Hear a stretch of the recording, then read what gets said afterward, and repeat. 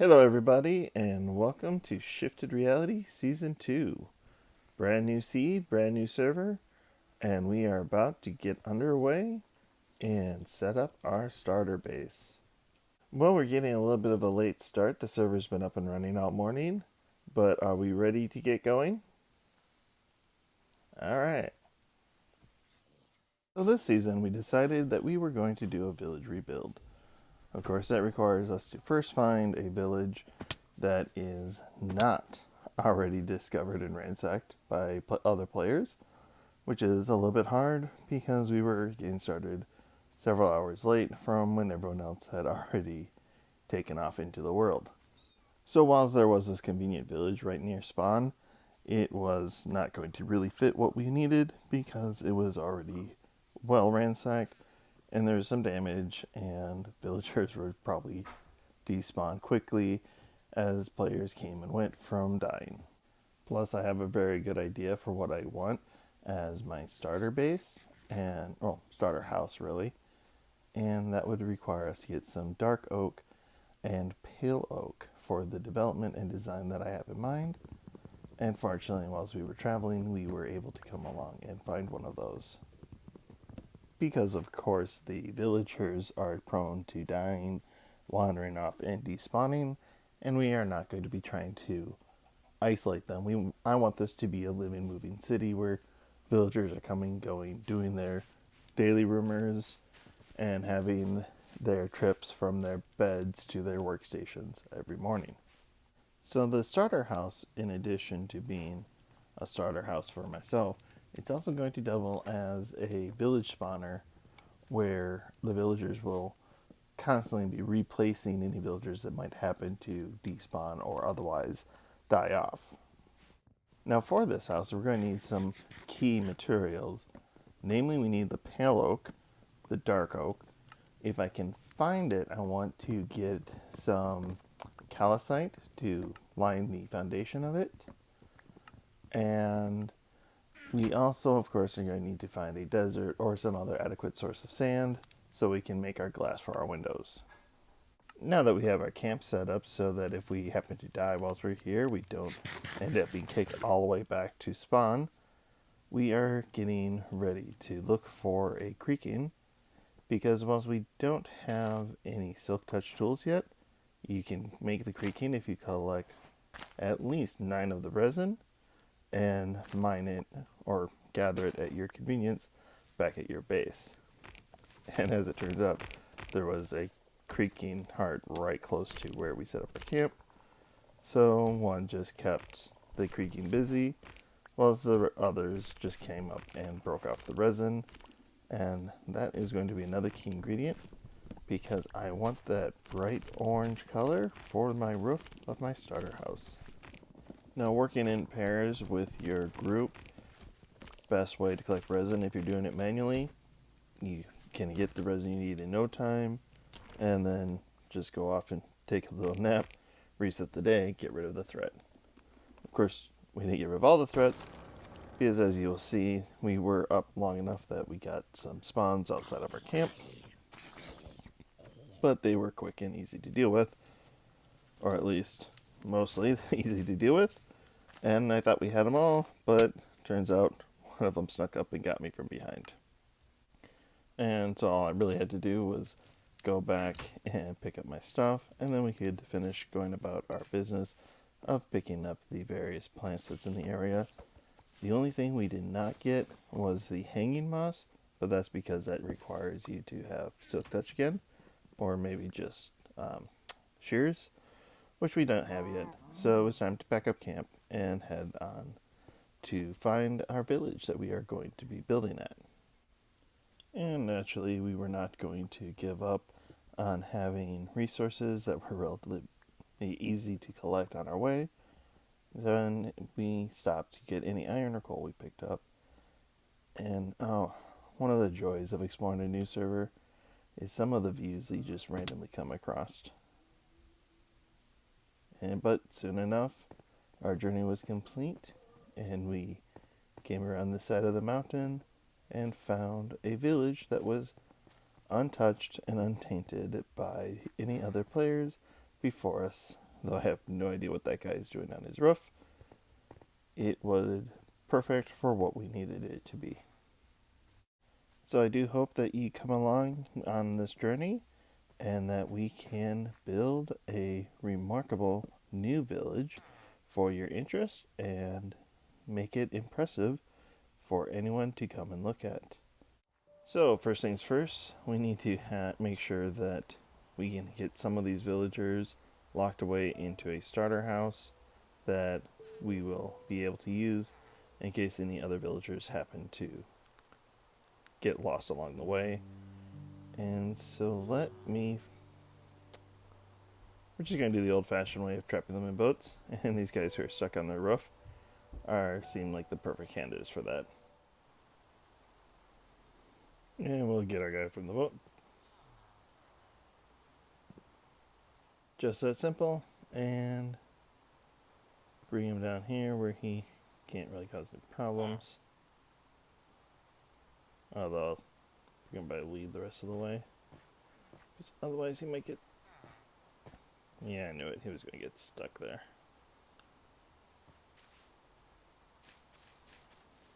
There we go.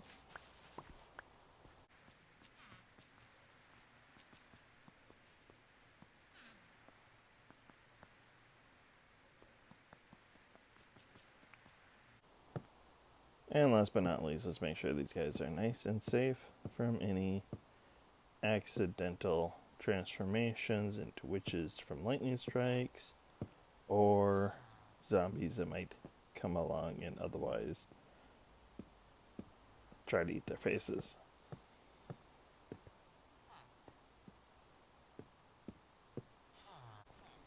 There you go, safe and sound in a temporary shelter so that I do not have to worry about building a bunch of stuff and then turning around and finding my village is empty of all villagers, as they are prone to do. Now the plan is to bring this village all the way down to the water line, but because I want this to be kind of a place that's going to source out the villagers, as it were, I don't want to put it too far down. It should be somewhat central, but also need a fairly flat area. And I am not really going to be pulling out any of the existing houses or structures just yet. So I am going to start right over in this area. This will be the start of everything. Let's see, these are all carrots. Dad? What? On our way over here, I told you that I wanted the McDonald's house that had the M-shaped roof. Yeah, so? You built something next to it that has matching blocks. Well, it's not permanent. Did you even look what was inside? Yes, I did see through the very window. Look. I'm keeping a couple of the villagers safe in there so we don't lose them. Okay, that's a good point. Because earlier when I was inside the house trying to sleep, but there were too many monsters nearby, the villagers were being dumb. Those are always kind of dumb. Yeah. So we might find a zombie villager somewhere in a cave or something. So you need me to remove this? Yes. Sorry. It's okay. I also need to find an oak tree. Found in the house originally. No, I thought your brother stole the emeralds. No, they didn't. Alright, so I'll remove the villagers ASAP, figure out a different way to keep them safe. Yep. And I will go find some oak wood. Unless if you have any. Do you have any oak wood? Because I do not want to try to venture across. Not on me. I have some flowers and some cherry wood and some pale oak. Okay. I'm gonna go venture off and find some wood. Okay. Have fun. And hope I don't die. Yay! She's right, of course. We really shouldn't be starting off our base with something so ugly. So I'm going to lead these guys back out and put them inside. And it got me thinking, we should keep a project log of this village renovation. And to help with that, I have been growing some sugar cane so I can make some maps. And so now I have the maps here, and can't really see her progress too much, so this is fine. These will more or less be the maps before any changes has been done to the base.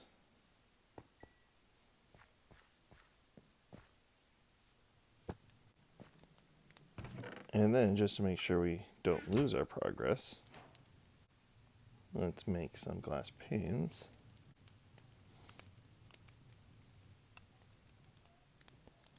And then we're going to lock these maps.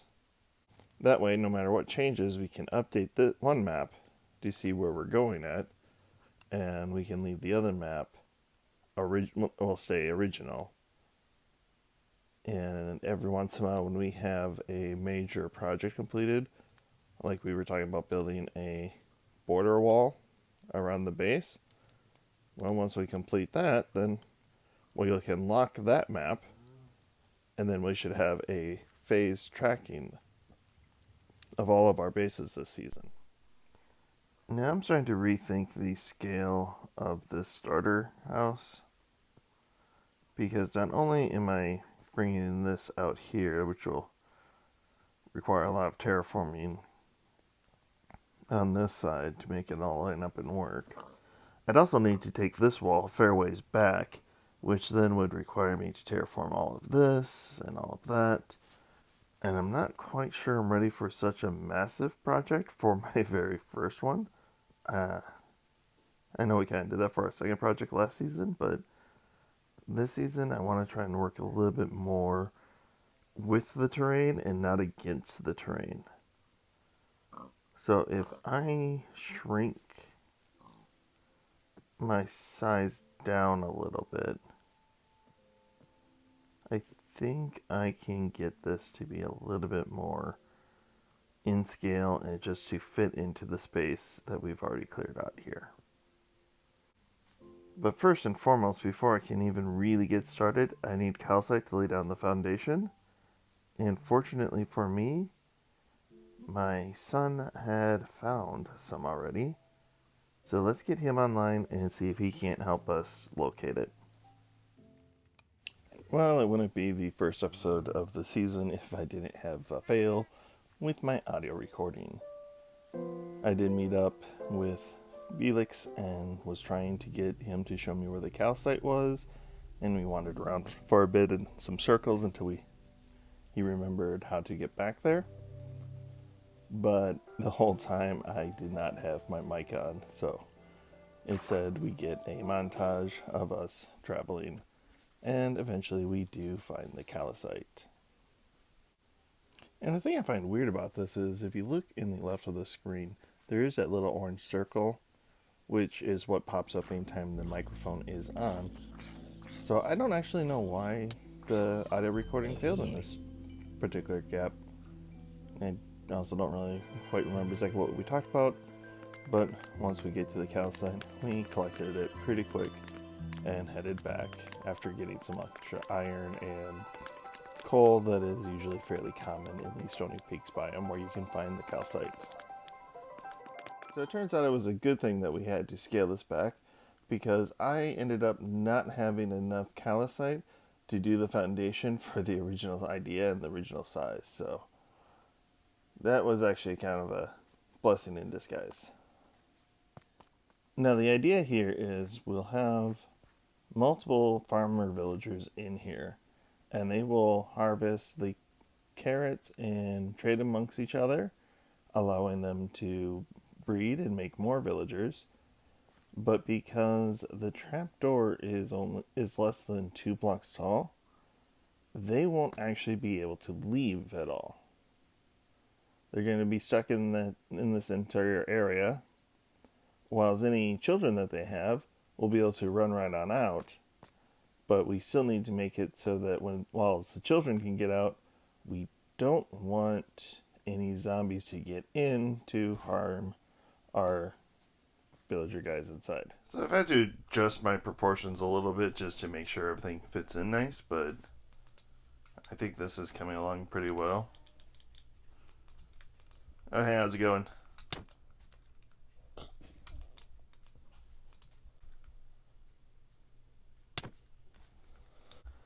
So what do you think of my starter house / villager breeder coming along so far? You broke some of my farmland. No, I didn't. No, I didn't. Don't jump on farms. I didn't jump on anything. Uh-huh. Constantly jumping when you move around. Well, yeah, it's how you move around faster. Okay, where do you want the portal? Bias Icewing has already started building a basic nether hub and wants to know where he should put our portal. I mean, I'm thinking like in the cliff side, like the cliff. I was thinking down here, but I don't want it down here because I was kind of thinking about putting in a kind of like a shipyard where this hole is. It should be like up here somewhere. It feels like if it was down here, people would come in and they would, be exposed to our base as they come through it. I don't know. I think it'd be cool if it was like in the cliff. Just like in like right here or something, or up if you come up here. If it was like right here. Right, so it's like it's in the cliff and then you walk out and then it's like you see the sunset. Yeah, that could work. We'll need to make sure that it's built in a way that villagers won't wander in through it. And we can just like fence it off. The occasional piglin that comes in doesn't, go wander through our village. Yeah, just fence it off. I don't know, get creative with it. But you don't have to put in the portal. Just kind of whatever you build, just leave like a little, slot in the ground that will tell them, this is where the portal needs to be inserted. No, I want it in the cliff. Well, I know, but however you do it, just make sure it's obvious where the portal goes. I mean, I know we don't have any obsidian or diamond tools yet. Build something that comes out of it. And then I'd make the portal like fit into the mountain. Alright, go for it. Now, the theme I am trying to follow with this build is that explorers came from across the ocean in search of treasure and settled here in this cove. And back in colonial times, when the first people were coming from Europe to settle in the Americas, they would have a lot of ballast in their ships when they came here, and then they unloaded it when they took on cargo in America. And that ballast was just these clay tiles that were then used for the roofing of all the villages and the cities and the buildings that they constructed in the New World. And those tiles kind of created this wavy line of a roof line. And I'm trying to recreate that with a similar idea, kind of with the resin brick here, where it's going to have this up and down wavy pattern to it. And now to finish off my Widow's Peak, I'm going to use these open trapdoors as a means of looking like there is some additional support holding it up. Editor Minibate here. I don't normally include very many death shots of myself, and it's not because I don't die regularly, it's usually because I'm not recording when the deaths occur. And I did cut the audio a little bit because that wasn't family friendly.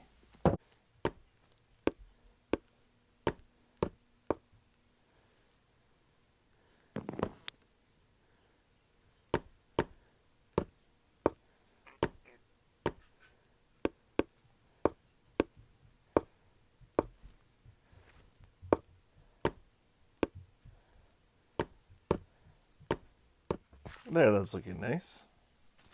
Oh, the bane of every starter house. You haven't lit up the area that much yet. As you can't actually sleep because of the zombies outside. No, my luck is a creeper. It's just a zombie.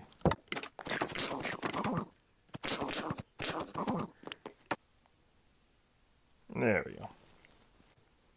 Simple starter house, single bedroom. The only thing I'm really missing is some sort of furnace in the design. But I have the wardrobe, the double-sized king bed, grandfather clock, and a little writing desk. Now, one thing is I didn't actually like the way this door looked on this wall from the inside. And so I put on this little stone archway around it, and I think that really ties it together, makes it blend in a bit, and looks more built in and functional. Outside, I think it looks just fine the way it is. Let's let our windows in and put down our finishing floor.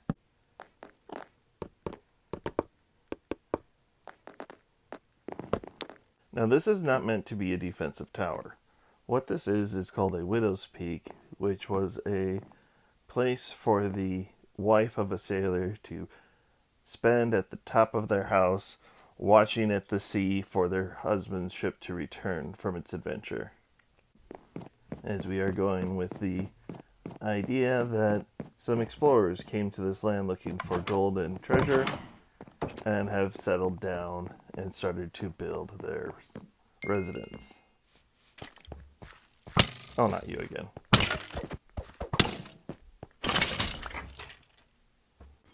Now, we're not quite ready to move our villagers into the house yet. The problem being we are butted right up against this cliff edge, and a mob can sense a villager come in and drop in through the top. We need to bring this cliff face back about 3 blocks and then terraform it around the house to make it look good. And we will also need to finish off this bottom to make it look like the house is properly supported. But that's going to be a project for our next episode. So what do you think of our Season 2 starter house? Let me know in the comments below. And of course, if you're still watching, don't forget to subscribe. Every little bit helps. And we are going to continue growing in the new year.